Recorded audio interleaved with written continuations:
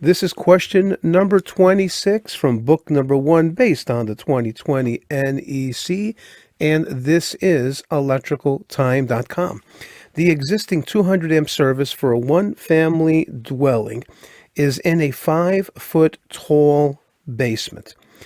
Is it permitted to change the location of the service to the garage, where a new main panel will be installed, and convert the old main panel in the basement to a sub panel? We got a couple of choices here. A, no. The code requires a minimum height of the working space of 6.5 feet. B, yes, as long as the homeowner promises to raise the entire house within a year so that the working space of the basement is not less than 6.5 feet. Good luck on that one. C, yes, the code permits service equipment or panel boards that do not exceed 200 amps to be located in spaces of existing dwellings where the height is less than 6.5 feet. Or D, no, the code requires a minimum height of the working space of 7.5 feet. And the answer to this... Hi, this is Steve with electricaltime.com. Before we get back to our video, just want to show you our website real quick. It's called electricaltime.com, and we got some really cool things here. We've got online electrical classes, so go check them out. And also, we got free videos. So go back to our website each week and, check out our free videos. All right, now back to this video.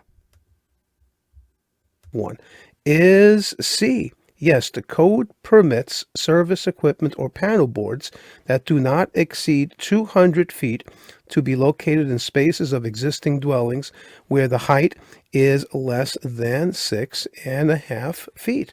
All right, so, we're looking at this question, and the first question that we're going to ask ourselves is, what article are we talking about here? And that is going to be Article 110, and that's called Requirements for Electrical Installations, and that's within Chapter 1 General. And then we look at Part 2 in Article 110, and we take a look at the 1,000 volts nominal or less. Really important you find the right part. And if we look at the question here, we're looking at a 200 amp service for a one-family dwelling. And that's most likely going to be a 120/240 volt single phase service. Could it be 208Y/120? Maybe. But most likely it's going to be 120/240 volt single phase. So you got to look at the right part. If you go into the wrong part, you're going to get the wrong answer. So next we're going to look at 110.26. Space is about electrical equipment. Then we'll look at 110.26a, working space. Then we find 110.26a3, height of working space.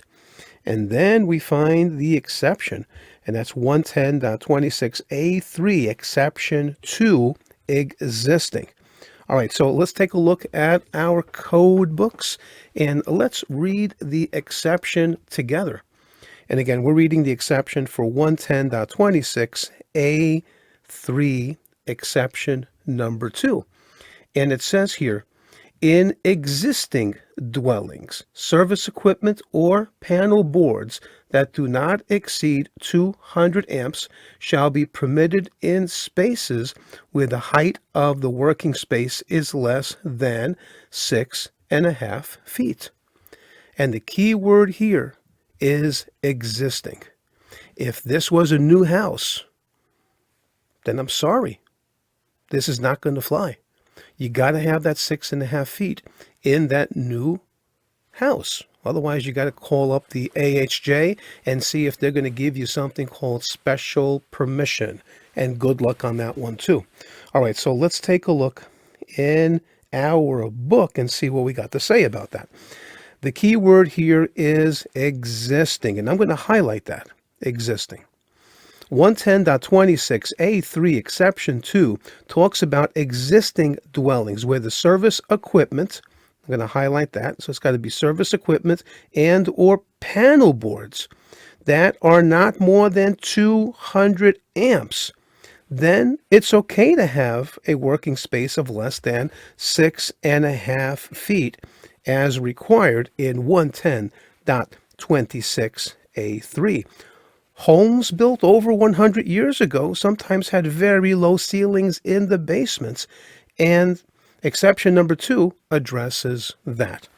And again, the answer is going to be C, and that's yes, existing dwelling 200 amp max, and that is reference 110.26a3, exception number 2.